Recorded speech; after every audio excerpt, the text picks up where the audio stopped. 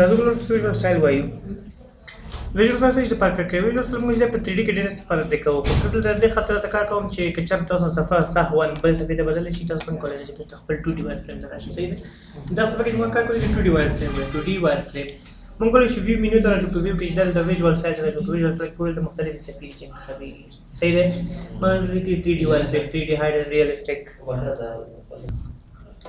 ریالستیک کا څه فلټر شي په 2D دا صفحه چې موږ کارو دا 2D وایر فریم 3D وایر فریم څه مطلب کومه دریم بوتل لرو په دریم بوتل موږ کار کړی نو دا کې دمګه نمبري خطونه نمبري خو په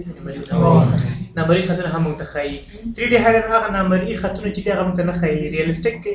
چې موږ حقيقي مواد په آبجیکټ باندې اپلای کړی هغه متخایي په کنسپچوال کې یو شکل موږ جامد صرف خایي صحیح شو یعنی مطلب دا ټول 3D پورې مربوط دی خو دې خاطر چې تاسو چې مثلا تاسو صفحه بدله شو 3D هاید ته لړل غوړې صفحه بدله شو اما کنه دی کی ګورم کنه دی کی خبره ده تاسو کې چې دوسری پلان شو کې لوډ دی کې زیاتی کله څه کوي په دوه کې زوم ان کی کله څه کوي مور کی صحیح شو نو دې خاطر باندې موږ چې څه په استفاده وکړو د 2D وایر فریم استفاده وکړو د پر شارټکټ چې د SHA کله چې انټر کوم متوجه کوم څه پاتې انتخاب کله چې SHA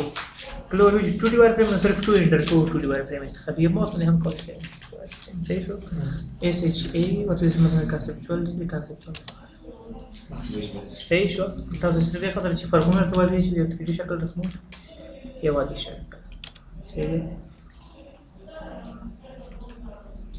ګورئ 3D شکل درې بود هم لري ګورئ کله چې SHA تراشو او ورته 2D وایر فریم ګورئ شکل دی صحیح شو د کلشم چې ایډیټ مینیو ته راشم او د ورته راشم ویژوال سټایل مینیجر انتخاب کوم دی کوم مطلب ورته چې 3D هاید انتخاب شي ګورئ نمبري خطونه ممکن نه ښکنا شاته خطونه ښکاري کله چې ورته وایر فریم انتخاب کړو شاته خطونه چې مطلب نمبري خطونه هم متخایي صحیح شو او بل دا کنسپچوال دی صحیح جامد حالت دی ښایي او چې موږ ته ریالستیک انتخاب کوو د مواد چپلای شي هغه په حالت کې مواد نشته کتور دی پوه شئ دا په 3D کې انسان مکمل دی وایو پسې दोनों लाइन बस ویو زه خلاص شو बस